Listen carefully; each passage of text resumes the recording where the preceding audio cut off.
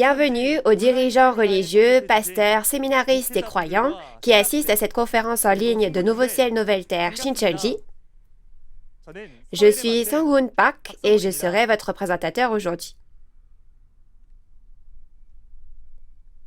Cette conférence propose une parole que tous les croyants veulent connaître.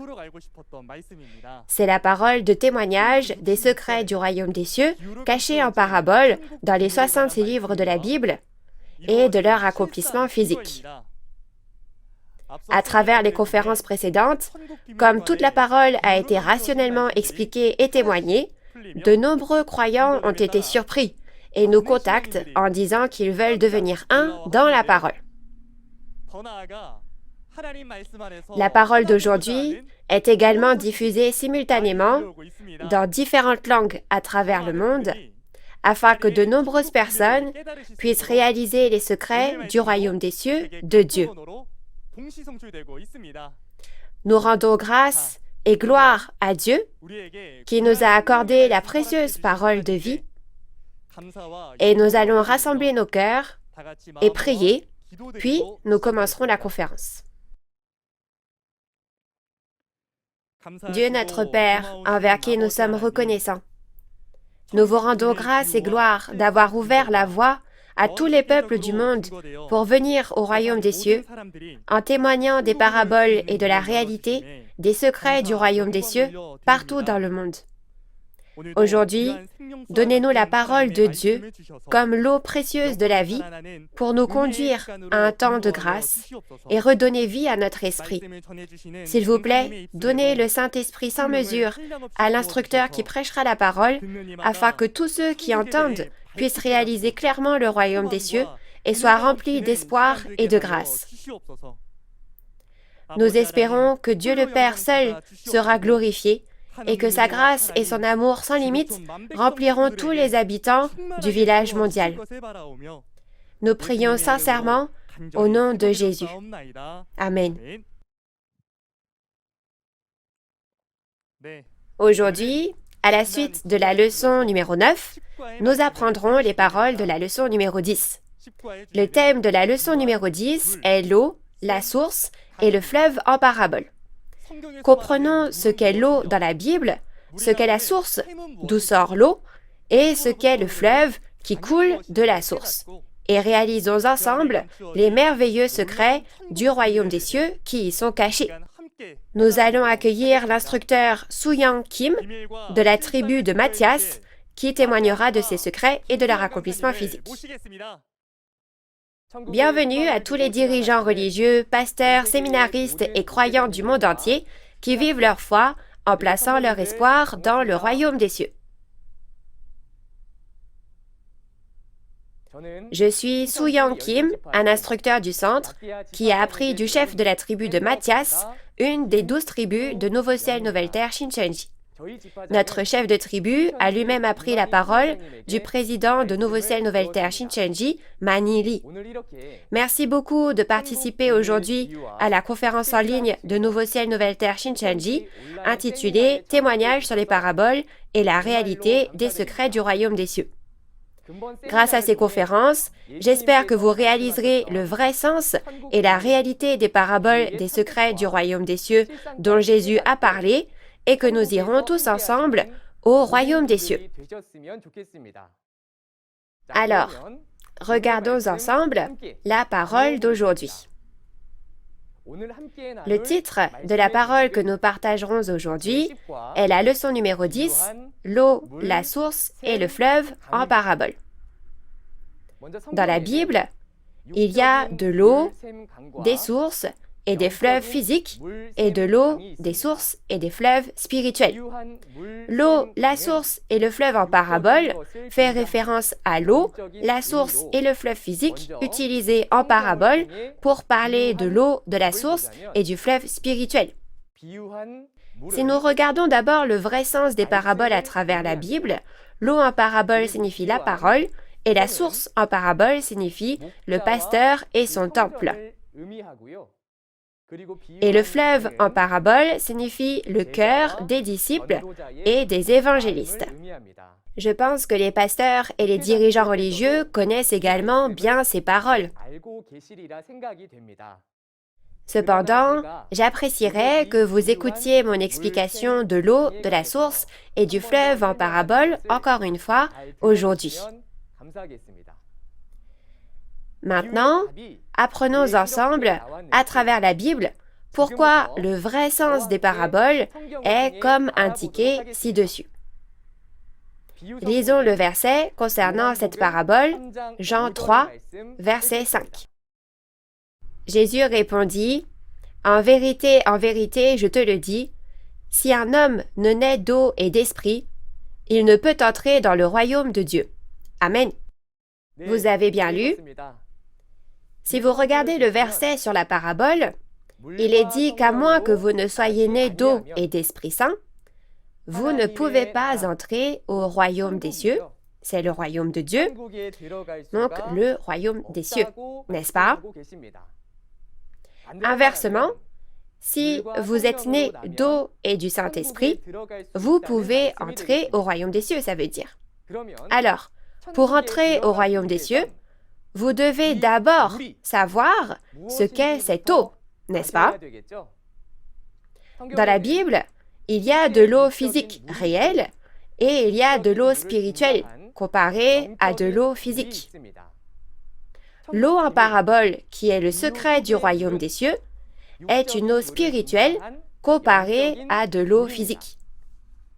L'eau qui nous permet d'entrer au royaume des cieux dans Jean 3, verset 5, n'est pas réellement de l'eau physique. Donc, afin de comprendre ce qu'est cette eau spirituelle, regardons d'abord les caractéristiques physiques de l'eau.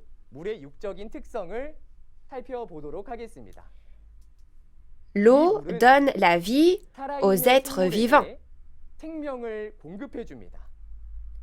Et deuxièmement, l'eau a la propriété de laver les choses sales.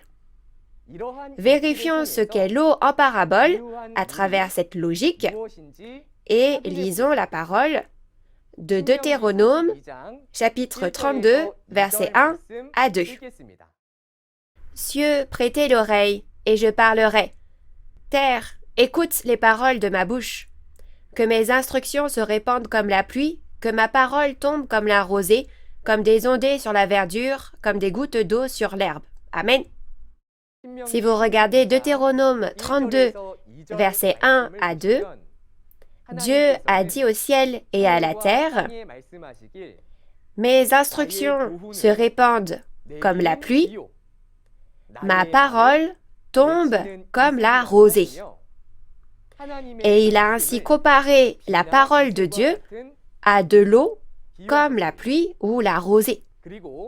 Et si vous regardez Amos, chapitre 8, verset 11, il a dit que ne pas avoir la parole de Dieu, c'est avoir soif d'eau. Alors lisons Amos, chapitre 8, verset 11. « Voici les jours viennent, dit le Seigneur l'Éternel, où j'enverrai la famine dans le pays, non pas la disette du pain et la soif de l'eau, mais la faim et la soif d'entendre les paroles de l'Éternel. Amen. » Vous avez bien lu. Dans Amos chapitre 8, verset 11, on voit que Dieu ne parle pas d'eau physique, n'est-ce pas? Vous pouvez voir que la parole de Dieu est comparée à l'eau quand Dieu dit que l'absence d'eau est l'absence de la parole de Dieu, n'est-ce pas? Alors, pourquoi Dieu a-t-il comparé la parole à de l'eau? C'est vraiment facile si vous le regardez à travers la logique du monde. Grâce à la pluie du ciel, tous les êtres vivants sur cette terre reçoivent la vie et peuvent vivre, n'est-ce pas? Dans Ésaïe 40, verset 6, il est dit que l'homme est de l'herbe. Tout comme l'herbe physique peut obtenir la vie par la pluie du ciel, nos esprits peuvent également recevoir la vie par les paroles de Dieu qui est dans le ciel. Ainsi, la parole de Dieu est comparée à de l'eau. Et l'eau a aussi la propriété de laver les choses sales, n'est-ce pas? Dans Jean 15, verset 3, Jésus a dit à ses disciples, « Déjà, vous êtes purs à cause de la parole que je vous ai annoncée. » Jésus avait rendu les disciples purs avec sa parole comme de l'eau. Alors, quand on regarde avec quoi Jésus a purifié les disciples, si vous regardez 1 Pierre 1, verset 22, il est dit « Ayant purifié vos âmes en obéissant à la vérité, c'est-à-dire la parole de Dieu. Tout comme l'eau nettoie le corps humain, Jésus a purifié les âmes, soit les esprits de ses disciples, avec ses paroles. Par conséquent, dans Jean 3, verset 5, qui est le verset sur la parabole d'aujourd'hui, l'eau qui nous permet d'entrer au royaume des cieux signifie l'eau en parabole, c'est-à-dire la parole. Ne serait-ce pas formidable si nous pouvions boire l'eau qui nous permet d'entrer au royaume des cieux et devenir purs? Mais qui donne cette eau et qui peut la boire? Dans Jean chapitre 4, nous voyons que Jésus a donné de cette eau.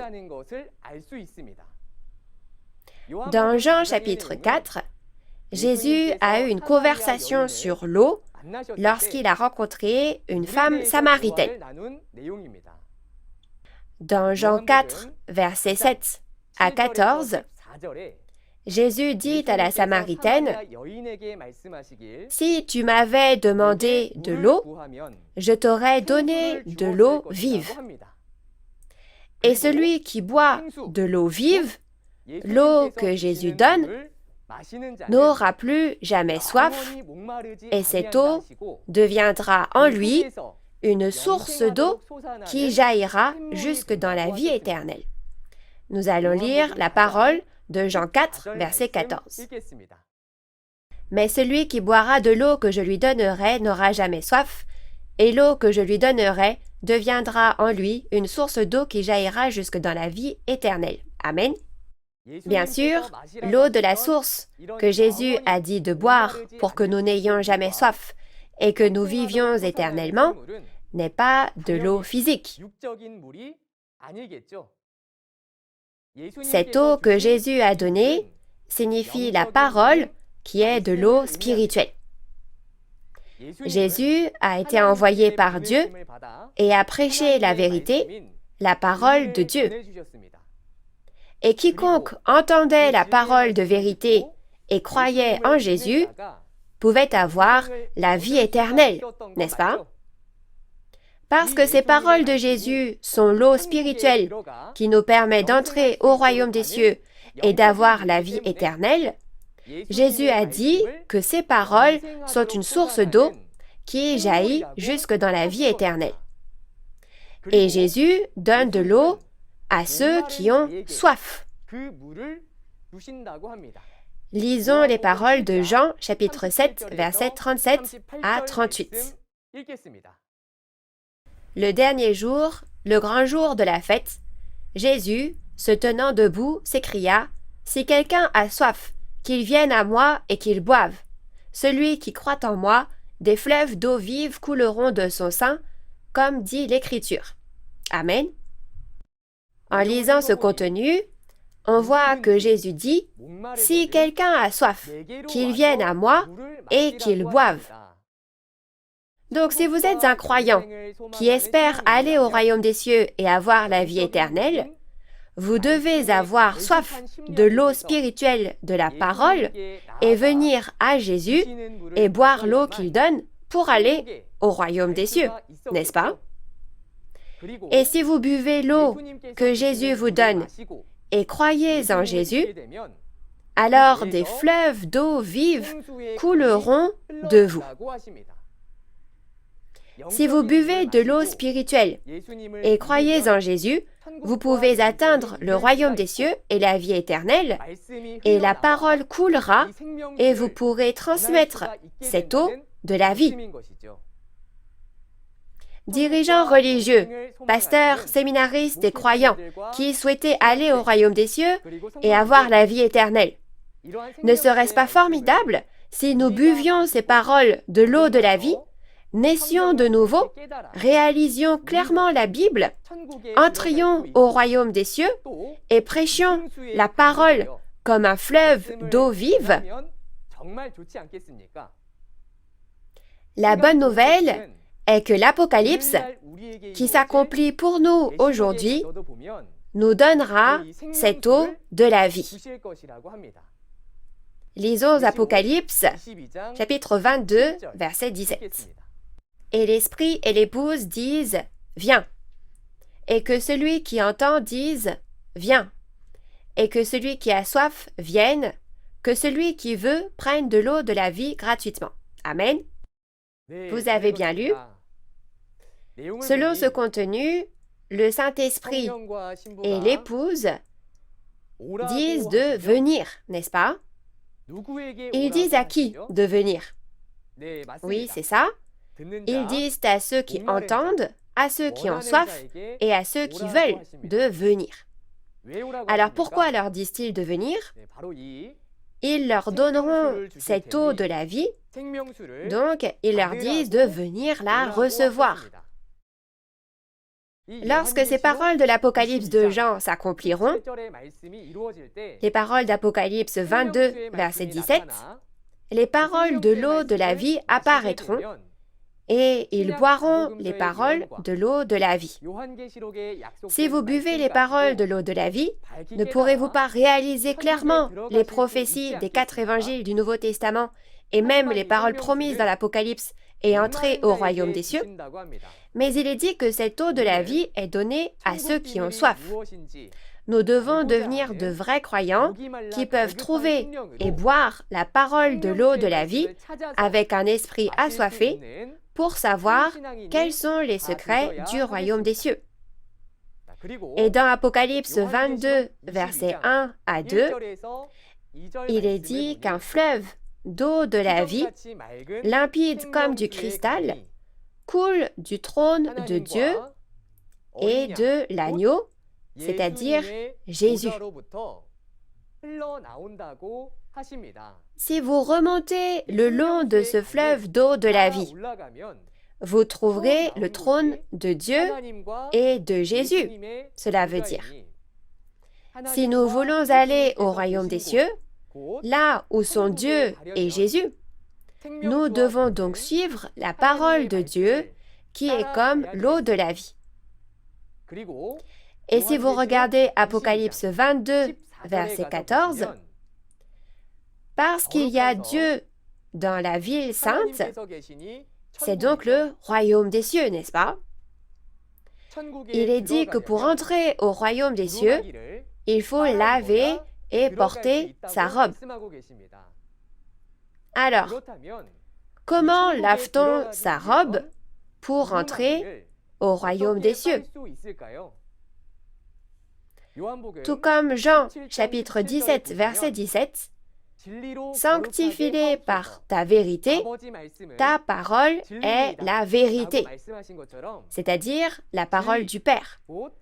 Donc, être sanctifié, soit devenir saint, en obéissant à la vérité, la parole de Dieu, c'est laver et porter sa robe. J'espère qu'en rencontrant cette parole comme l'eau de la vie, votre esprit reviendra à la vie et sera purifié afin que vous puissiez tous entrer dans la ville sainte de Dieu, le royaume des cieux. Jusqu'à présent, nous avons appris concernant l'eau de Dieu. Ensuite, jetons un coup d'œil à l'eau de Satan que l'on ne doit pas boire.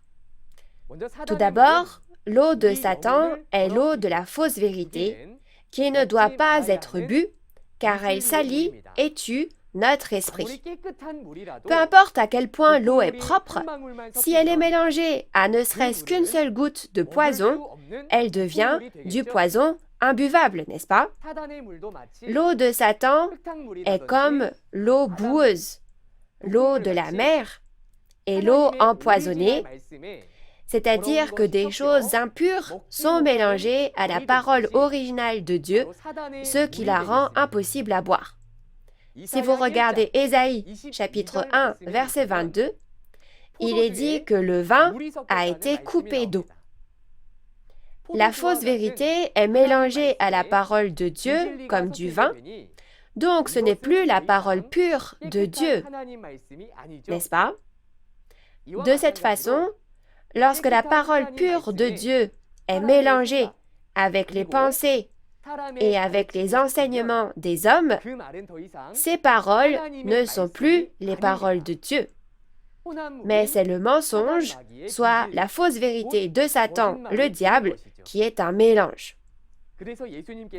Ainsi, dans Jean 8, verset 44, Jésus a dit aux prêtres de l'époque que parce que la vérité n'est pas en eux, chaque fois qu'ils parlent, ils parlent de leur propre fond, et que leurs paroles ne sont donc pas les paroles de Dieu, mais le mensonge mêlé à leurs propres pensées, et que c'est donc leur propre fond et la fausse vérité.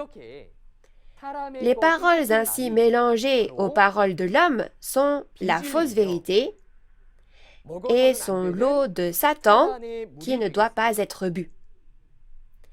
Chers croyants, vous aussi, quand vous lisez la Bible, si vous apprenez les pensées d'une personne ou des doctrines qui ne sont pas conformes à la Bible, c'est comme boire de l'eau sale qui salit mon esprit, et c'est comme laver mon corps avec de l'eau sale. J'espère que tous ceux d'entre vous qui écoutez ces paroles laverez toujours votre esprit pour le rendre propre avec l'eau de la vie comme du cristal qui est promise dans l'Apocalypse de Jean. Ensuite, regardons la source en parabole. Dans la Bible, il y a la source physique et la source spirituelle, utilisant les caractéristiques de la source physique en parabole. La source dans Zacharie chapitre 13, verset 1, la parabole que nous allons lire maintenant, est la source spirituelle utilisant les caractéristiques de la source physique en parabole. Lisons Zacharie 13, verset 1. En ce jour-là, une source sera ouverte pour la maison de David et les habitants de Jérusalem pour le péché et pour l'impureté. Amen. Zacharie 13, verset 1 dit que ce jour-là, une source sera ouverte qui lavera le péché et l'impureté. Une source physique ne peut pas laver le péché, n'est-ce pas? C'est donc une source spirituelle. Pour comprendre cette source spirituelle, regardons ses caractéristiques physiques.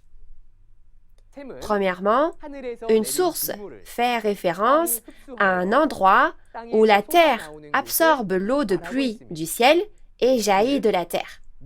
En d'autres termes, l'endroit d'où jaillit l'eau s'appelle une source. De cette façon, le pasteur et le temple qui reçoivent l'eau de la parole que le Dieu du ciel a fait pleuvoir et qui la délivre sur terre sont la source spirituelle. Dans Jean 4, verset 14, que nous avons vu plus tôt, l'eau que Jésus donne est une source d'eau qui jaillit jusque dans la vie éternelle. N'est-ce pas? Vous avez appris plus tôt que l'eau de source qui jaillit jusque dans la vie éternelle n'est pas de l'eau physique, mais la parole de Dieu. Donc Jésus qui donne l'eau de source est aussi le pasteur qui délivre l'eau spirituelle. Il est donc une source spirituelle.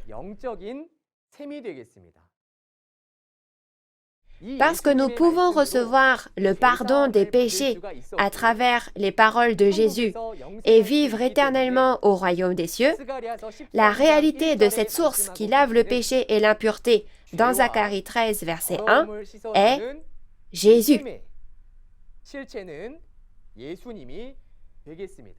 Donc, je veux que vous sachiez que la vraie signification de la source en parabole dans la Bible est le pasteur et le temple d'où sort l'eau de la parole. Cependant, tout comme l'eau spirituelle était divisée en eau de Dieu et en eau de Satan, la source spirituelle est également divisée en deux types distincts. Nous allons lire Proverbe 10, verset 11. La bouche du juste est une source de vie, mais la violence couvre la bouche des méchants. Amen. On dit que la bouche du juste est une source de vie, mais que la bouche des méchants contient du poison. C'est donc la source de mort d'où s'écoule du poison. De cette façon, la source est également divisée en source de Dieu, qui donne la vie, et en source de Satan, qui tue l'esprit.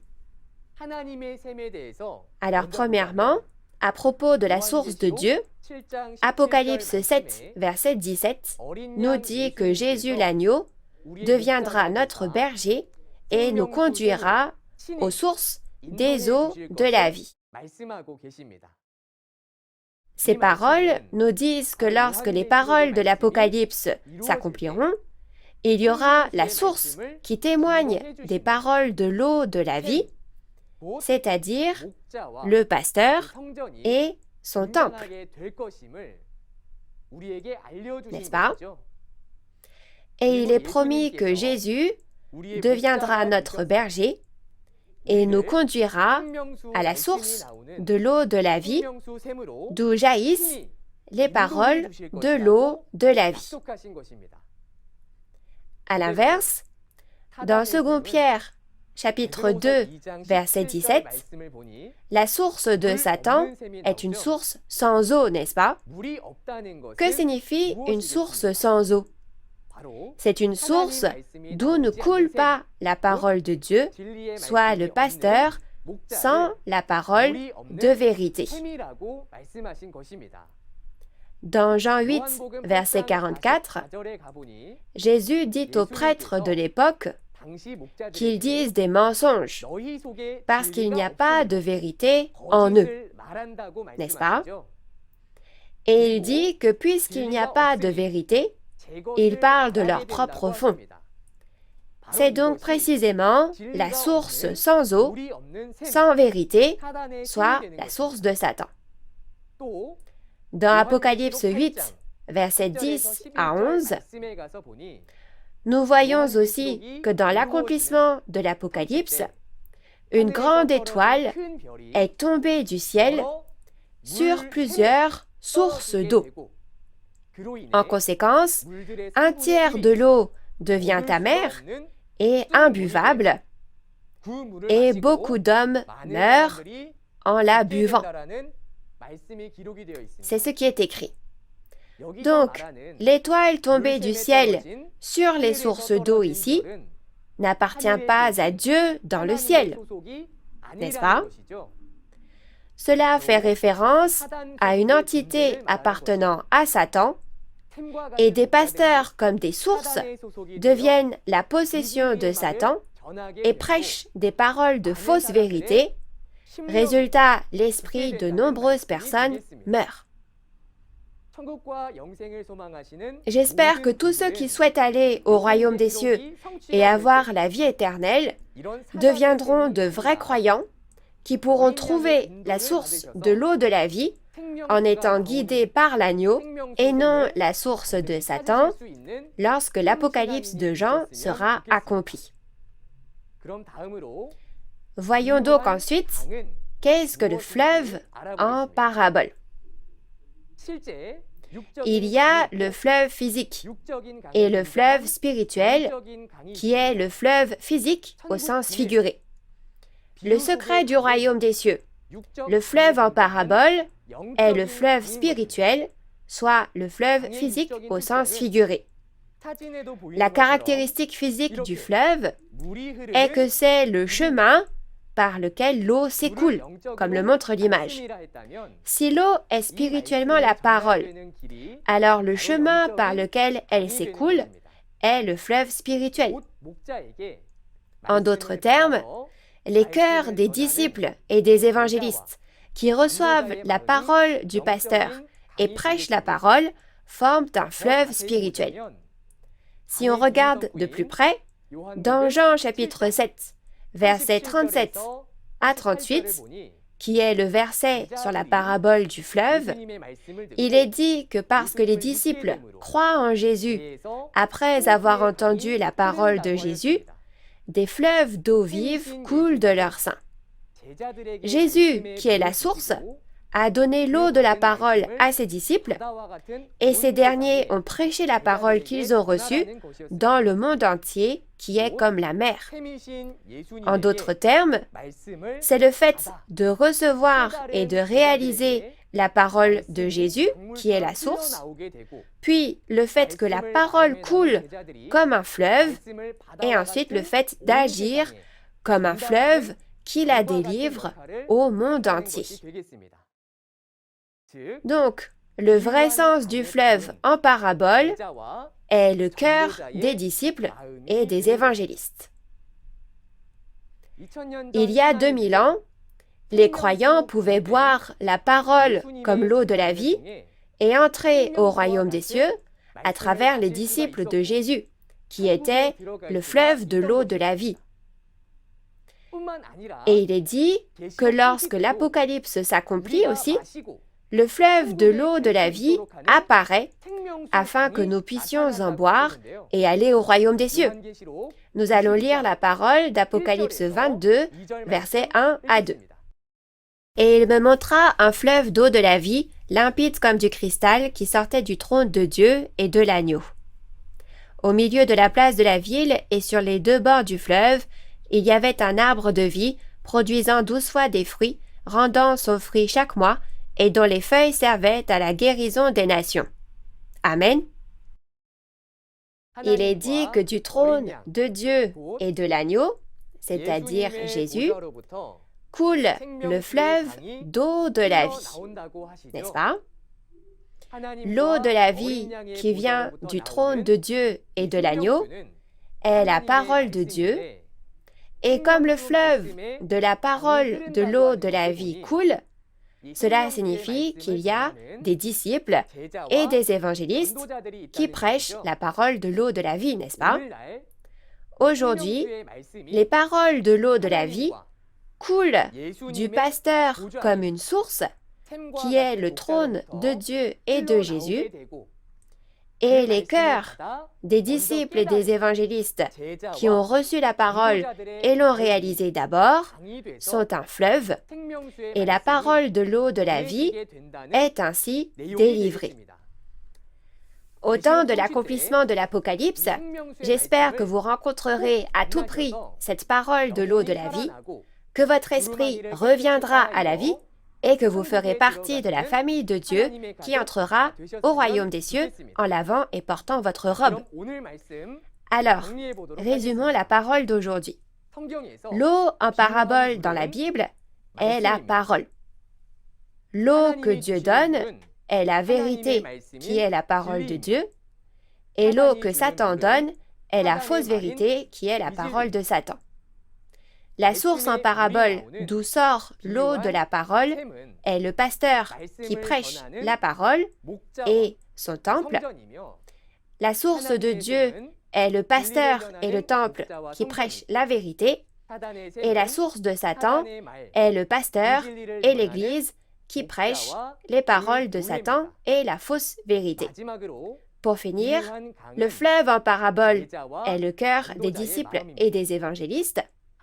Et les disciples et les évangélistes qui reçoivent et prêchent la parole du pasteur de Dieu prêchent la parole de l'eau de la vie, mais à l'inverse, les disciples et les évangélistes qui reçoivent et prêchent la parole du pasteur de Satan prêchent des paroles de fausses vérités.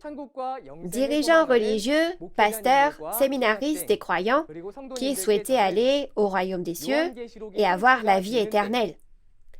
Je prie pour que lorsque l'Apocalypse s'accomplit, vous soyez bénis en entendant la parole de l'eau de la vie et en étant guidés par la source de l'eau de la vie pour aller au royaume des cieux. Si nous ne réalisons pas les secrets et les paraboles du royaume des cieux, il n'y aura pas de royaume des cieux, pas de vie éternelle et pas de salut. Comme on dit en Corée du Sud, 이르면수, 영생수. C'est l'eau de la vie éternelle que l'on boit petit à petit, gorgée par gorgée. Je prie pour que vous deveniez les membres de la famille de Dieu qui obtiendraient le royaume des cieux et la vie éternelle en écoutant et en buvant gorgée par gorgée ces paroles à travers les conférences, témoignages sur les paraboles et la réalité des secrets du royaume des cieux. La prochaine fois, nous apprendrons la leçon numéro 11, la mer, le pêcheur, le filet et le poisson en parabole. Dans la Bible, il est dit que l'eau de la parole de Dieu sort d'une source et devient un fleuve qui coule dans la mer et guérit l'eau de la mer. J'espère que vous êtes curieux de savoir ce qu'est cette mer qui est guérie. La personne qui délivrera la parole la prochaine fois est un instructeur remarquable qui le fera de façon encore plus intéressante et amusante. Je prie pour que vous deveniez des croyants qui reçoivent beaucoup de grâce à travers la parole de la leçon numéro 11. Pour finir, nous sommes un en Dieu et en Jésus.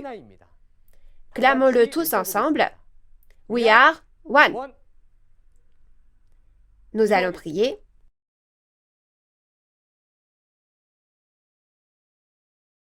Dieu notre Père, qui est saint et envers qui nous sommes reconnaissants.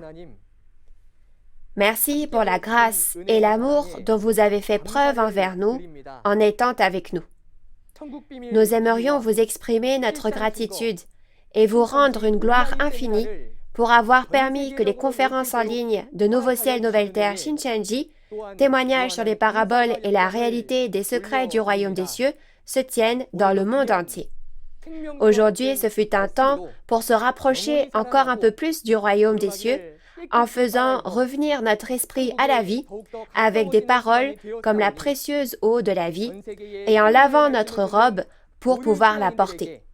Ainsi, nous prions pour que la grâce de Dieu soit donnée en abondance à tous les croyants du monde entier qui écoutent la parole des conférences, afin que chaque conférence restante à l'avenir leur procure beaucoup d'émotions et de grâce. Veuillez protéger nos pas et guidez-nous vers le royaume des cieux. Guidez-nous afin que nous puissions tous devenir les trompettes de Dieu qui pourront prêcher la parole que nous avons entendue. Au nom de Jésus, qui nous a conduits de la mort à la vie, nous vous remercions et avons prié avec ferveur. Amen. Merci d'avoir écouté jusqu'au bout.